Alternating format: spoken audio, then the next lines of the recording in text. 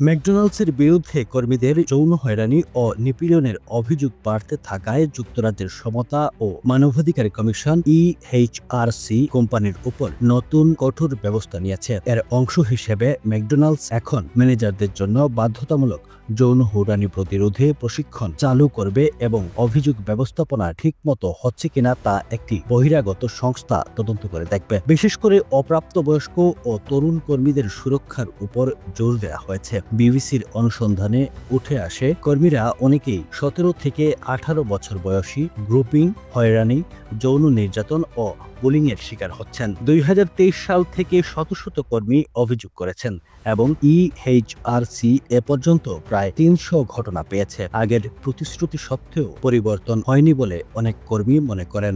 নতুন পরিকল্পনায় ঝুঁকি মূল্যায়ন শক্ত করা, কর্মীদের অভিযোগ জানাতে উৎসাহ দেওয়া এবং নিরাপত্তা ব্যবস্থা সব শাখায় কার্যকর করার কথা বলা হয়েছে। তবে কিছু সাবেক কর্মী বলেছেন, কাগজি কলমে পদক্ষেপ নেওয়া হলেও বাস্তবে পরিবর্তন তেমন দেখা যাচ্ছে না।